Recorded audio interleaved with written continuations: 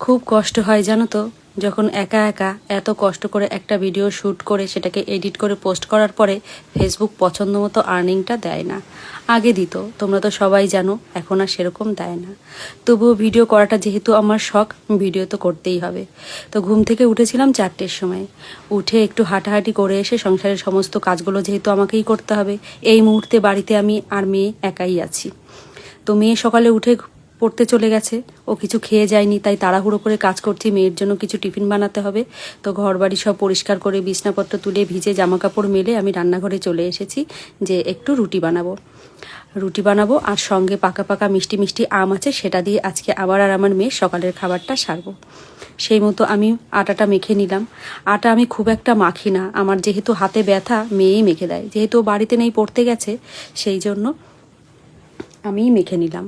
তারপরে মেয়ে আসার পরে একটা মেয়ের পার্সেল চলে এলো, পার্সেলটা নেওয়ার পরে আমি একটু নিজের জন্য ব্ল্যাক কফি করে মেয়ের জন্য আর মেয়ের বান্ধবীর জন্য রুটি আর আম দিলাম। তো ওরা খাচ্ছে, সঙ্গে আমিও একটু খেয়ে নিয়েছি। এর মধ্যে আমি ভাতটাও বসিয়ে দিয়েছি, ভাতটা ফুটছে, তখনই দেখলাম মেয়ে বাজার করে চলে এসেছে। এখন জানো তো ওই বাজার করে, আমি আর এখন যাই না।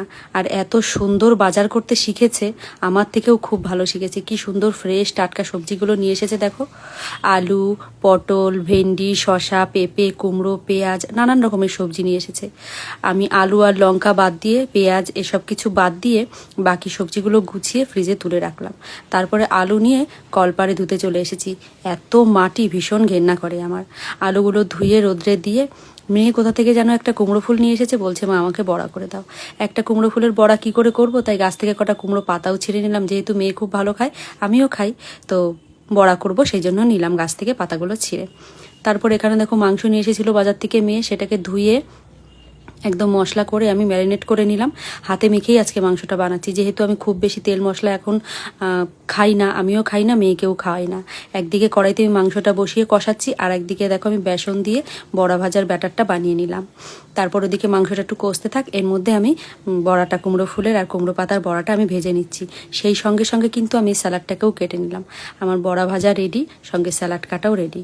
এর মধ্যে মাংসের ঝোলটাও হয়ে গেছে। ঝোল করিনি, যেহেতু একটু কষাই করেছি, মেয়ে আর আমি খাবো, তো ওই জন্য একটু কষাই করেছি। তারপরে মেয়ের স্নান পুজো করলো, আমি এর মধ্যে খেয়ে নিয়েছি, যেহেতু বেলা করে খেলে আমার শরীর খারাপ করে। তারপরে সাজিয়ে গুছিয়ে মেয়েকে খেতে দিলাম। এভাবে খেতে দিলে মেয়ে না ভীষণ খুশি হয়। আর ভিডিওটা তোমাদের কেমন লাগলো একবার কমেন্টে কিন্তু অবশ্যই জানিও। আর এরকম কার্টুন দেখে কে খায় তোমাদের বাড়িতে, সেটাও কিন্তু জানিও।